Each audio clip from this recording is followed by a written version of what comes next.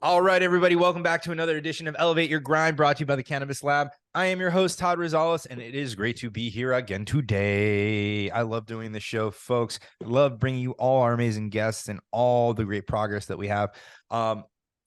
Today's a good one. Today, we're going to learn something today. So at the core of this show is always about real conversations that you had at things, events and conferences, and then also following me on my educational journey through this thing we call the cannabis industry. Now, if you pay attention to cannabis, there has been a lot of merging, if you will, into natural plant remedies. So many of the folks that you see in cannabis also happen to be in the world of psychedelics, right? There's a lot of crossover. There's a lot of people who invest in both spaces. There are a lot of people who specialize in both spaces because there are a lot of similarities and differences. I don't really know them. I know some of the things about the psychedelic industry. I'd like to think I know a solid amount about the cannabis industry, but as you can see every day on this show, I learn more and more. So with that being said, my good friend Cynthia, if you know her, she is a friend of the show. She's a friend of mine, and she's a friend to anybody who has ever met her. She introduced me to an amazing woman that we have here today, very accomplished in the world of cannabis. Sounds very accomplished in the world of psychedelics too, and it sounds like she's only just getting started in that world as well too. So here to talk to us about both industries, the similarities, the differences, and really what's going on, please welcome Leah Heise, the founder and CEO of Gemini Twin Consulting. And I found out the reasoning behind that name, and it's actually really awesome. So Leah, thank you for joining us. It's so nice to be here. Thank you so much for having me.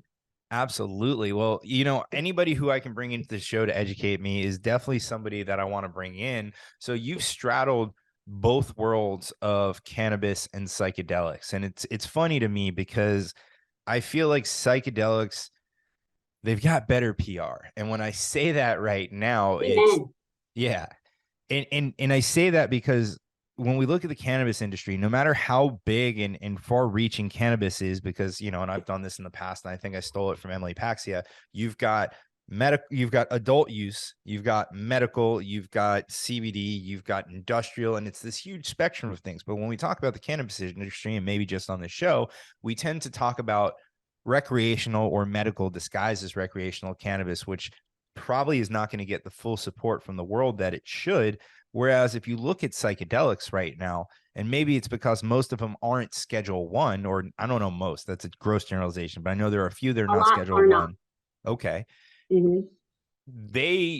There's a lot more focus, at least from what I see in the business world, on the therapeutic use of psychedelics in order to fix all of us crazies. Obviously, I'm being funny there, but the truth, like people who have tried therapies for other things before it's not working, to leverage psychedelics in conjunction with psychotherapy and other things.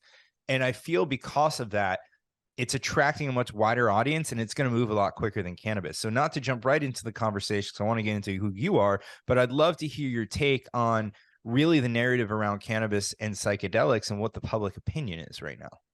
Sure. I agree with you. I think that people seem to be far more open to the psychedelic conversation and the psilocybin conversation than they are to cannabis. And I don't know if it is because there was such an effort placed on creating the stigmatization of cannabis in specific.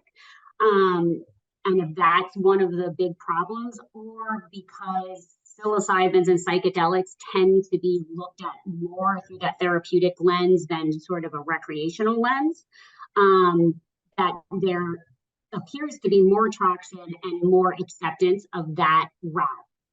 In the US, we've been taught and raised in such a manner that you take a pill for anything to be better, right? You have a headache, you take an aspirin. If you have a virus, or not a virus, an infection, you're going to take an antibiotic. So we're so used to that mentality that I think it's easier for people to wrap their heads around a medical therapeutic treatment than it is sort of overall, smoke a joint as your medicine, even though people are using alcohol as medicine. Yeah, no, I agree with that. It's funny. For me personally, for the use of cannabis, like I even feel like I'm fighting from behind the eight ball if I ever tell anyone that I use cannabis in a beneficial way, because I do. Like when I'm out in public, when I'm at a party, when I'm, at the end of the night, like I am smoking and I'm using it as a different tool. I am using it more like that alcohol substitute.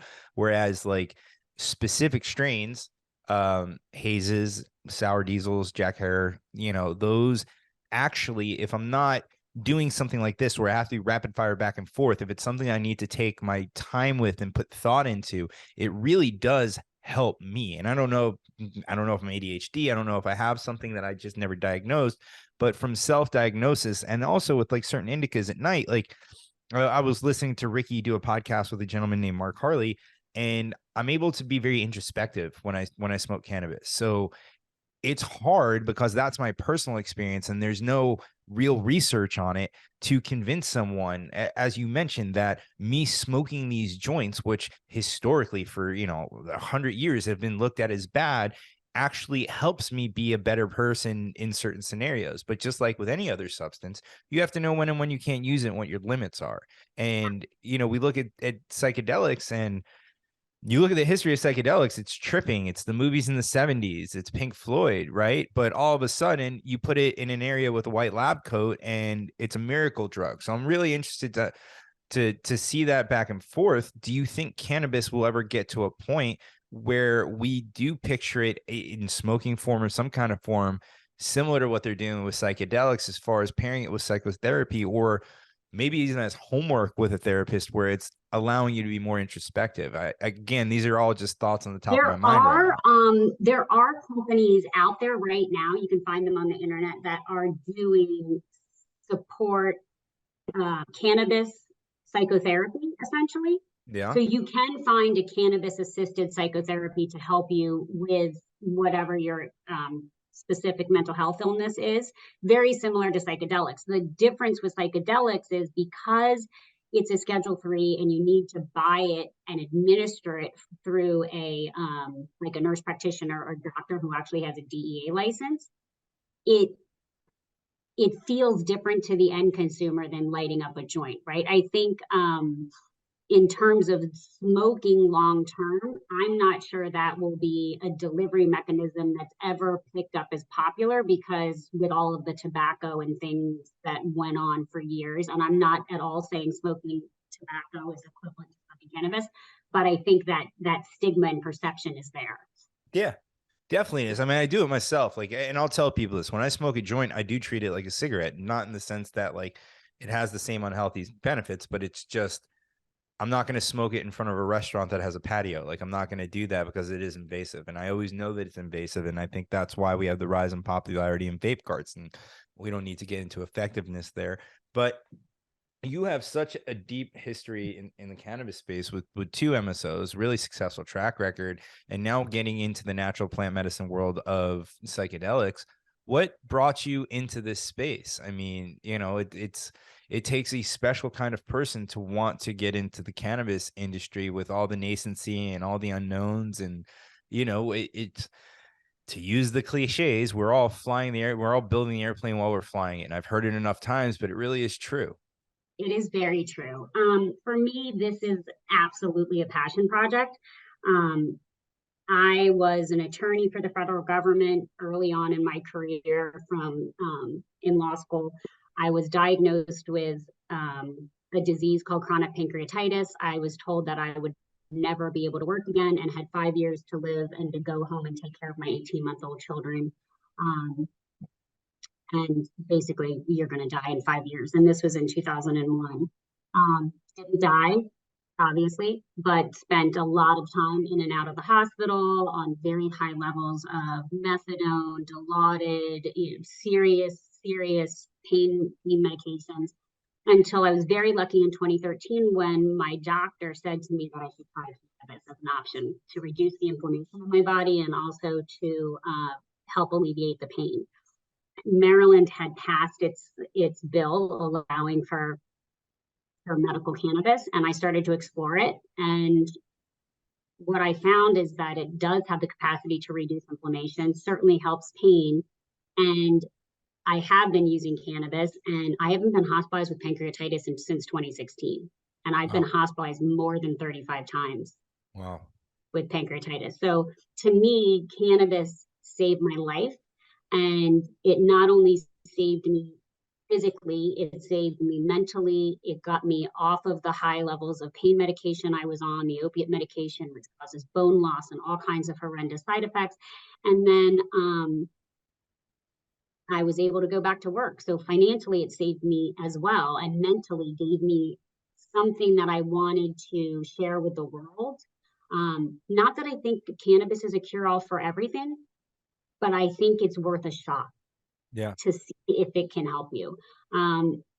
Similarly, I'm interested in psychedelics because a very close family member of mine has been hospitalized multiple times with mental illness issues, anorexia, suicidal ideation, and was on 8+ medications that were not helping.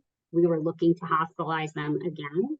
And in January of 2020, I found ketamine. And my family member is no longer on antidepressants. They go for ketamine therapy. In fact, I'm taking them tomorrow. I now sit on the board of that ketamine clinic. And I believe there are other alternatives available to the world than what the pharmaceutical companies are currently providing for us. I definitely couldn't agree more. In the topic of you know, using psychedelics paired with psychotherapy is something that is near and dear to my heart. I mean, I actually learned about it through the comedy community with a comedian named Gary Goldman, who was talking about his experience with it. And my wife has her master's in psychology. She's a licensed mental health practitioner, and I always struggle when I use the initials of what she is, so I just say the full thing.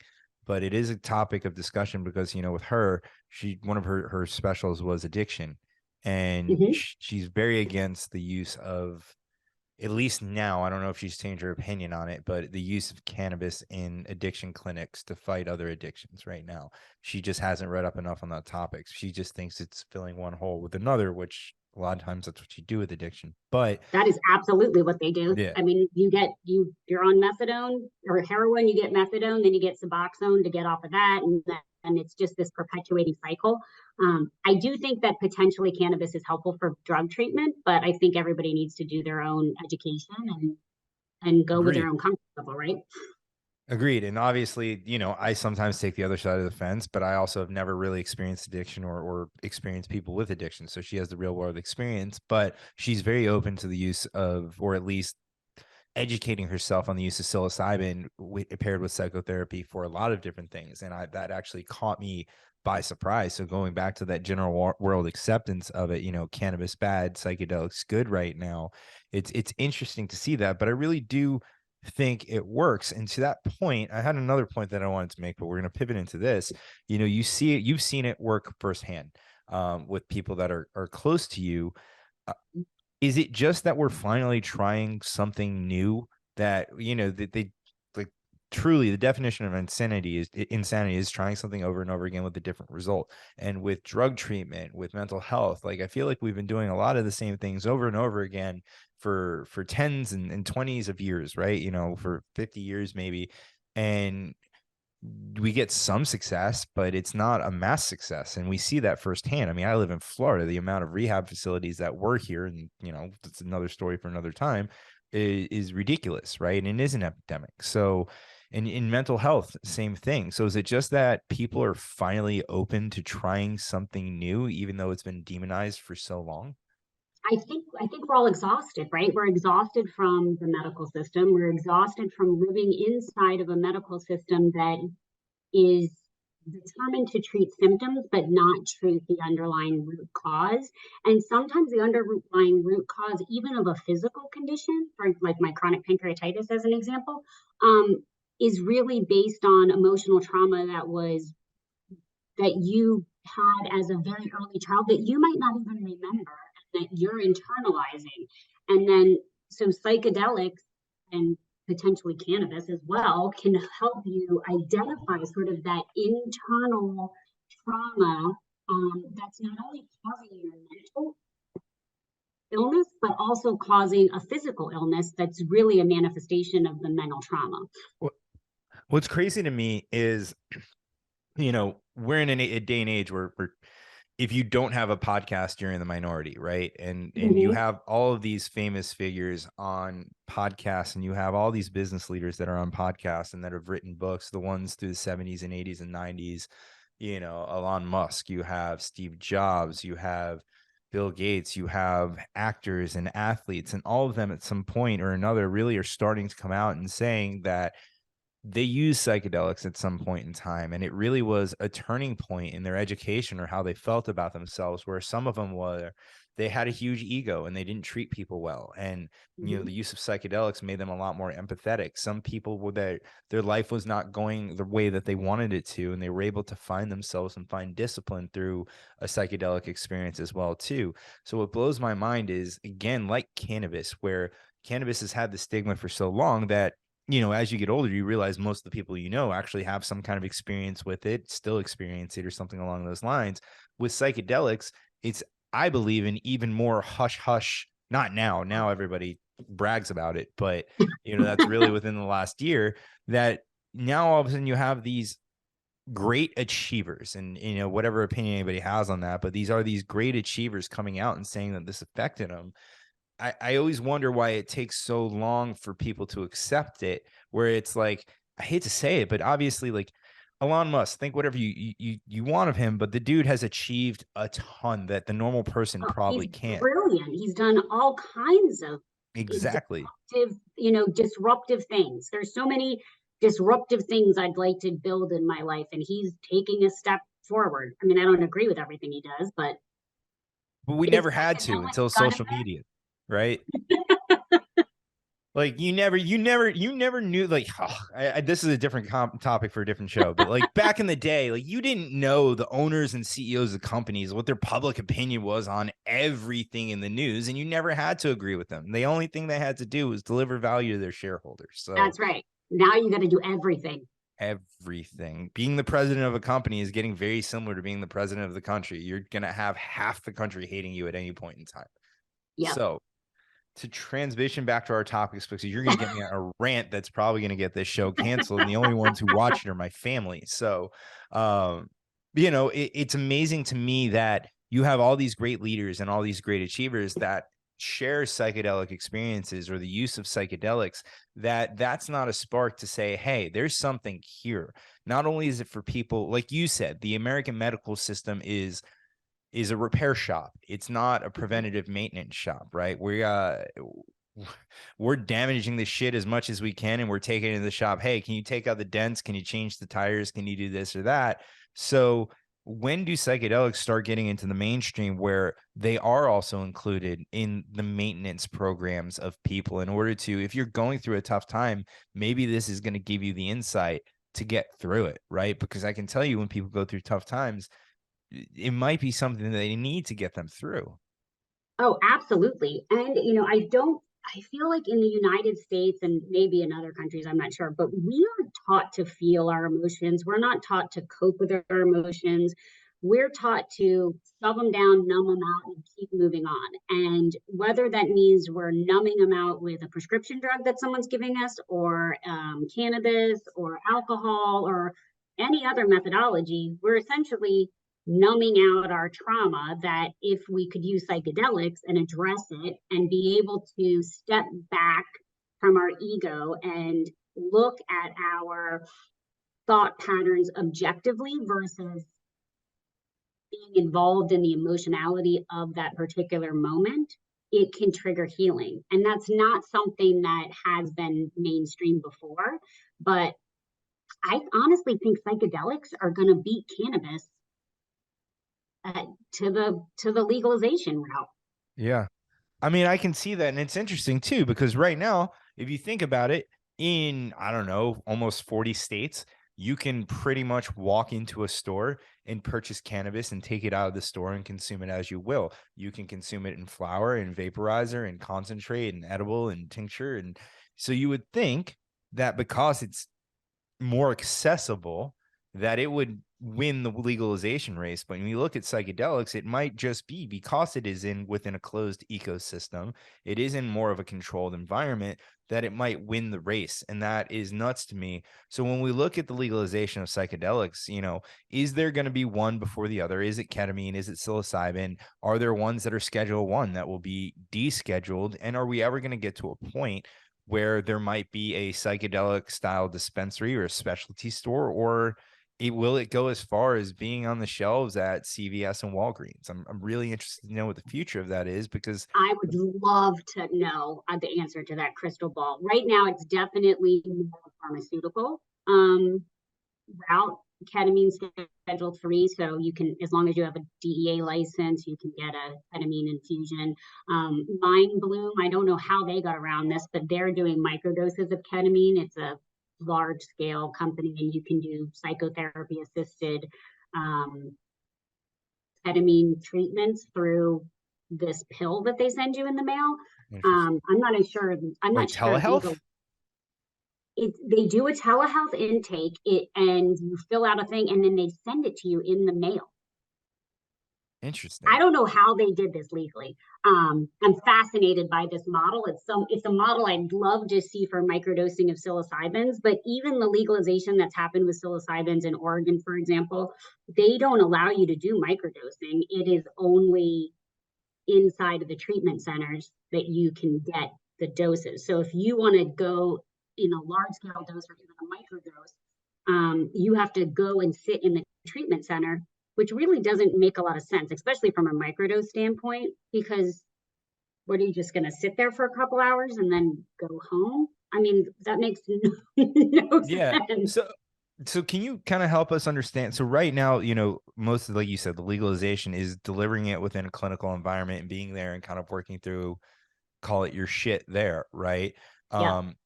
For microdosing, I believe that you're not really getting the same experience. For microdosing, from what I understand, it's really more just focus and clarity and kind of a little up elevated mood versus having to face your demons, if you will. Would you say some of the major differences?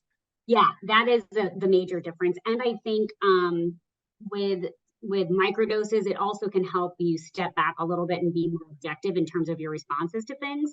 But the full scale addressing of emotional trauma and having that trip type experience is a longer, higher dose experience with some serious integration work to be followed up.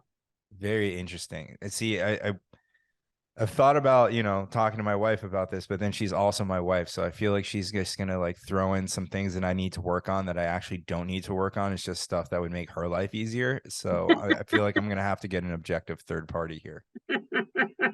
Maybe you can both take the psilocybins and then get into an objective communal space with each other and then talk about It sounds way too serious. That is not how the Americans do it. We just ignore it until it blows up, right?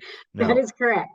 but it's interesting to me, right? Because people are going and people who wouldn't touch cannabis at this point, or they had it in the past and they don't want to touch it again, they're very much open to microdosing mushrooms. And that's crazy to me because they always said that cannabis was the gateway drug, but it hasn't gatewayed me to anything. And a lot of people that I know, right? And you have these people that are probably, they drink a lot and they live unhealthy lifestyles, but they're willing to go right to mushrooms.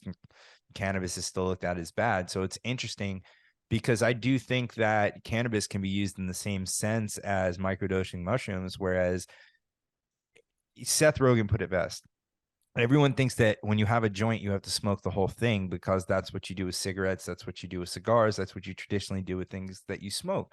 But weed is strong now, and not everybody has the experience. So take a hit, put it down, wait 10, 15 minutes, take another hit. And then once you know what you can or can't do, you know what level you can get to. So do you see a path for almost recreational cannabis being used in therapeutic sessions where people are taking like a dog walker sized joint, or even maybe just, a small 2.5, 5 milligram edible a couple times a day, just to kind of do the same thing that they're doing with mushrooms, and maybe pairing the deeper ketamine treatment with that or something along those lines? But I really would like to understand cannabis's role in this potential maintenance program that we can talk about?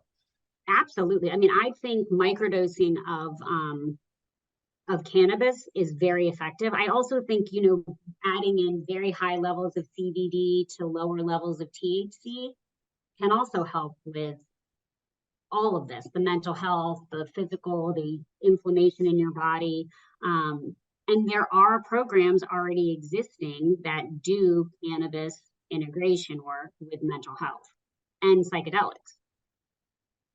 I'm gonna have to get more familiar with them because I haven't seen the ones on the cannabis side, but this is something that truly interests me. Like I've seen it being used for things like autism and other, things of that nature. And then I'm seeing obviously, the psychedelics for mental health and everything else like that. Let's kind of transition away for use cases for personal use because I can probably talk about that one for the rest of the day very easily. But as far as from the business world and the industry side, what are you seeing advantages, disadvantages in the way that the psychedelic world is being brought to, or the psychedelic industry is being built versus what you're seeing in cannabis, right? Because they're taking two similar but dissimilar paths. Do you see more success on the psychedelic side? Because right now, cannabis is capital starved. And, I don't know if it's because of how long companies have been around for. I don't know if it's because most of the money went into ancillary companies and not into the plant touching companies. There's a lot of different theories that one could put out there, but psychedelics still seems to be hot. And it seems to be that a lot of people that were doing cannabis investing or cannabis focused events are integrating psychedelics because that's quote unquote where the money is. Is it being built in a better fashion, or is it just the fact that it is clinical, it has a faster route to profitability and then exit through the pharmaceutical world? So it seems to me that there is more involvement in the psychedelic world by the pharmaceutical companies. And unlike the cannabis world, for those companies that lean more on the adult use side versus the medical side, those companies and people that lean on the more adult use side find any type of pharmaceutical company interaction with the plant to be absolutely objectionable. Whereas in the psychedelic world, that is how it happens. It is through a pharmaceutical basis. Psilocybins will be a little bit different because it's closer in terms of the fact that both psilocybins and cannabis are plants, right? So it's more of a plant-based medicine analysis, that there seems to be a higher comfort level with the pharmaceutical community. And the way that the treatment center models and things are evolving is based on more of a medical model. It's not like you go to a dispensary and you dose yourself. It really is, you can't take this product unless you're physically sitting inside of a dispensary, so to speak, which from a business perspective doesn't make it as attractive as a model. Because you can't, if you go for a license, for example, and you're going for a vertical license equivalent to cannabis vertical, you can't sell your product to the public. You have to sell it to them in a location where they're actually taking it. It's like you're combining a consumption lounge and a dispensary. Yeah. But the dispensary can't sell to anyone unless you're physically consuming it. So it's an interesting model. I do think they're going to have to morph that a little bit. And now you're getting my dog. See, I predicted it. So, from an outside business standpoint, from an investor standpoint, I imagine that this is getting a lot more attention from traditional investors and family offices because it's a familiar model. It's healthcare essentially at its core. I mean, anything you look at in healthcare, whether it's some kind of MD practice, whether it's a clinic of some sorts, whether it's a pain clinic, whether it's some of these more bespoke subscription-based medical centers, everything that you have is essentially, and not to dumb it down, four walls and a doctor of some sort or a medical professional. And everything that happens in that world happens within those four walls under some kind of authorization from that medical professional.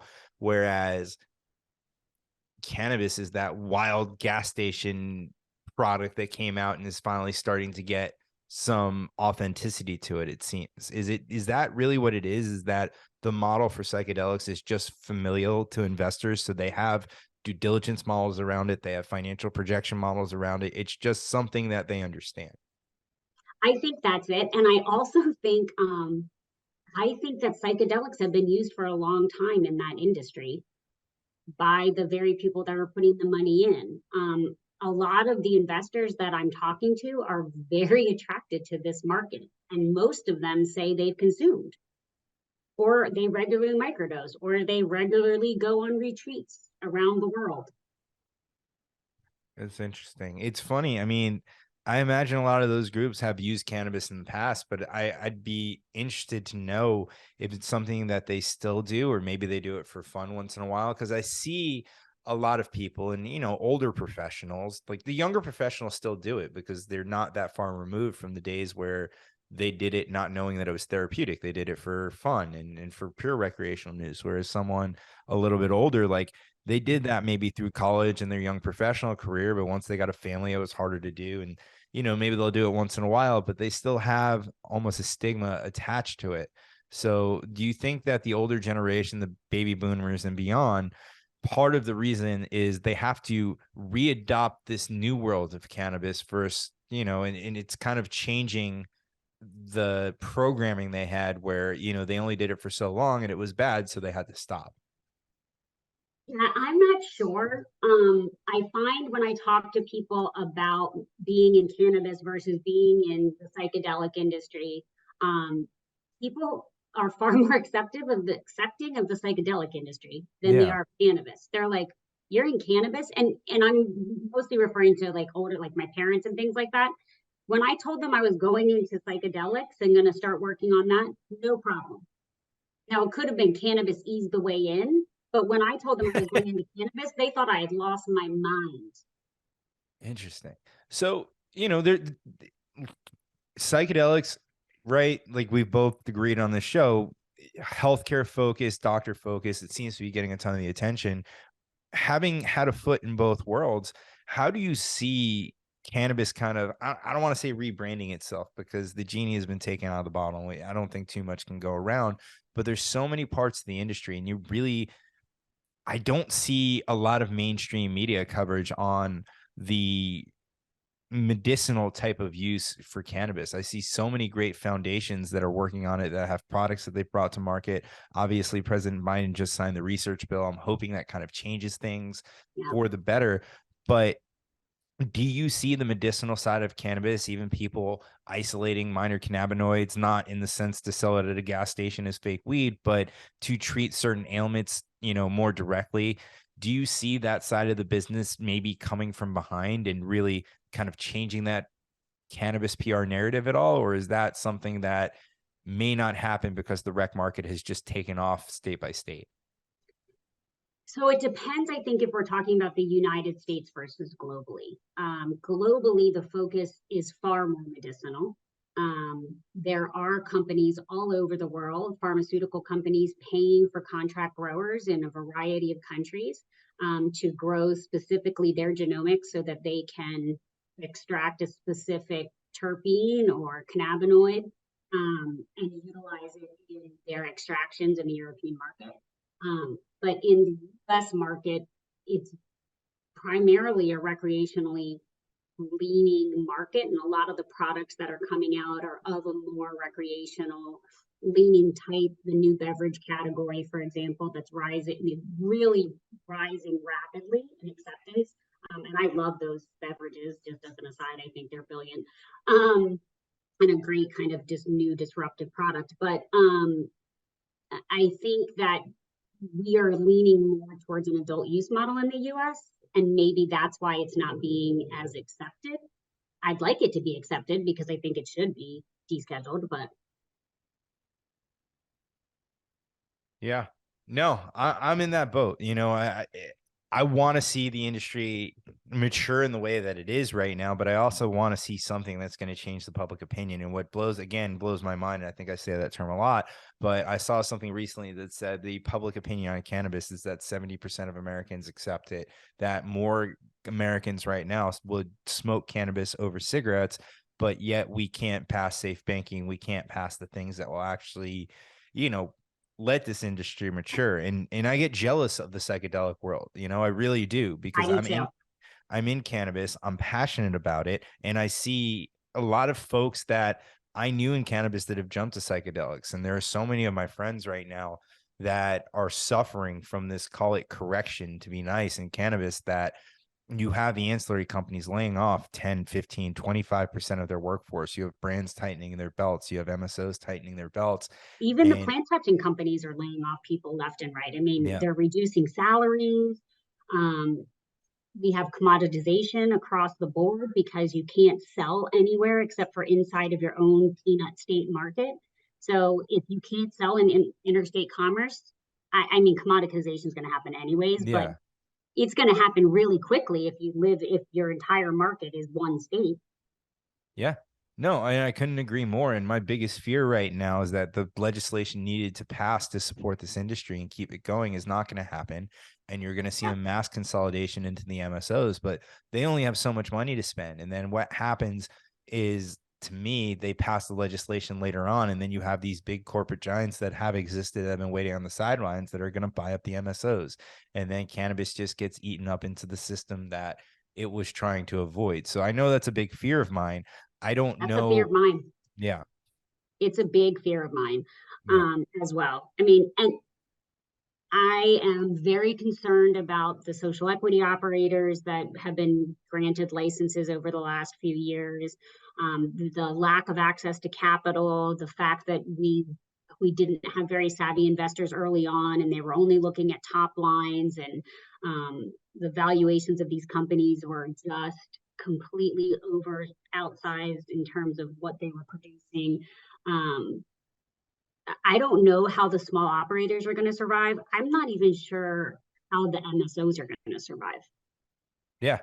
No, again, that's a big fear in the industry, as someone, you know, and by any means, am I not an OG or an industry veteran? Like, the amount of scars on my back are small compared to a lot of people, I would say yourself included, that we want to see the things that we built live past us and grow and blossom into this thing. I don't know if you would have the words to share, or you know, what recommendations would you make to investors that are looking at this industry, so this way, you know, they can support it? And what would you say to companies that are looking to raise capital that can kind of change the investor view on companies? Because I think a lot of them are doing the right thing. It's just people have a bad taste in their mouth for cannabis, especially when they look at the public markets and they see what happens there. And that still blows my mind, because any talk of any kind of legislation in the US sends still Tilray's stock up and down. And that has nothing to Mm-hmm. do with our legislation. It's because it's an indication that potentially it'll become more acceptable globally.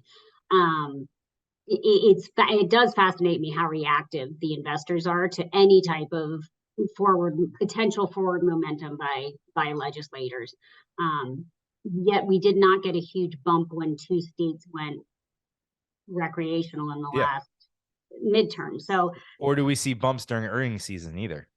oh yeah, no. Well, because most people miss their earnings. That's true. So that could be it. I mean, we need to Yeah. see a season where they actually have their predictions met.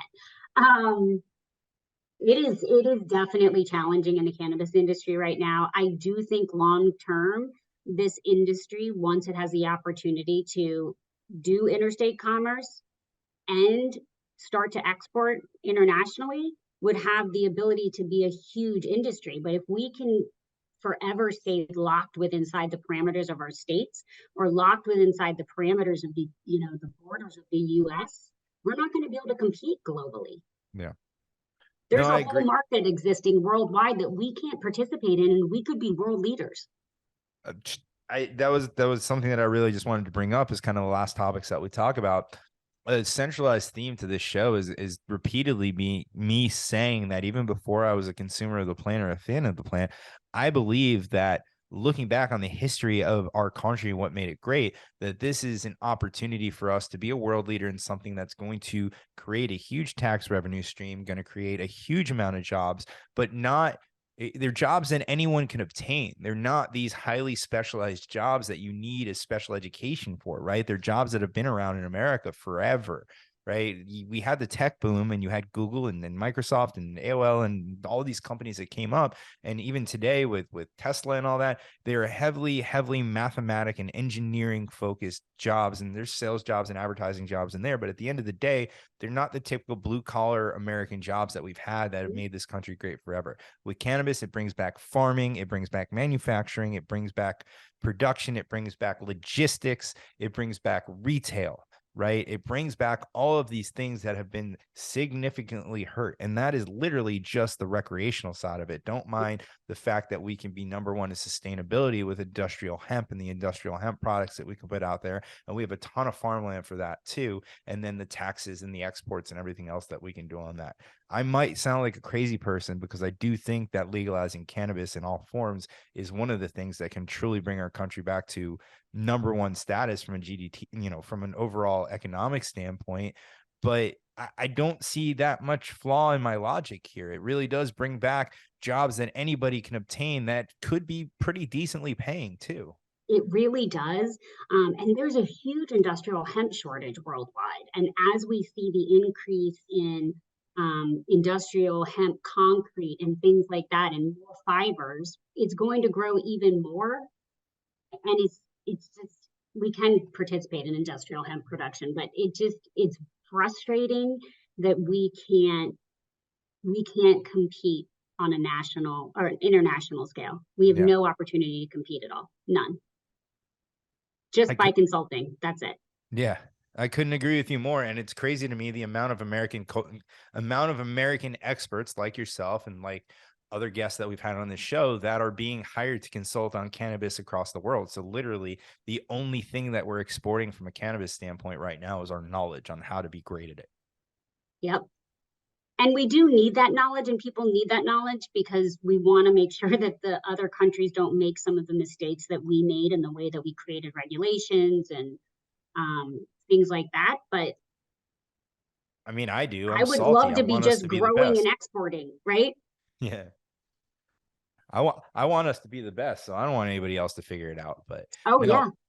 Leah, we've been talking for almost an hour here. It has been an incredible conversation. There's so many different things that I could talk to you about, but we're going to get to the end of this episode and we'll definitely have you back in the future. I appreciate you running through the similarities in both products and both industries. It definitely helped educate me on the psychedelic side a lot. And I really do love your insight on the cannabis industry. Is there anything you want to leave people with before we go? The only thing I want to say is if you haven't tried any of those, either psychedelics or cannabis, and you are one of the 1 in 5, 1 in 4 now Americans that are struggling with mental illness, be open to plant-based alternatives. It may not work for you, but it's worth it. I mean, if you're going to take a pill that's going to give you a side effect and somebody's going to give you another pill to get rid of that side effect and another pill to get rid of that, you owe it to yourself and your family and the world to really try another route. There are options out there for you. Try them. Awesome. And is there anything that you want to plug before we let you go? Any social media, websites, anything else like that? You can find me on LinkedIn. Make sure you buy Montel Williams' products if you're in Massachusetts, and look for us in multiple states as we scale from state to state. And that's it. Leah, thank you for joining us. Thank you. Awesome. And thank you to everybody at home for watching. Of course, if you missed this interview or any part of this interview and you'd like to see more, you can always check it out at www.youtube.com/@thecannabis-lab. If you are on the go and you don't have the ability to watch us on video, you can find us on audio on Apple, Spotify, Stitcher, iHeartRadio, or anywhere else that you discover your podcast. If you want to know more about Cannabis Lab and all the great things we're doing in 2023, you can check us out, or become a member at www.joinclab.com. We've got a bunch of episodes left for you for the end of the year, hopefully an end of the year special. Then we'll take some time off, come back in January, but big things coming in 2023, folks. It's been another episode of Elevate Your Grind, and we're out.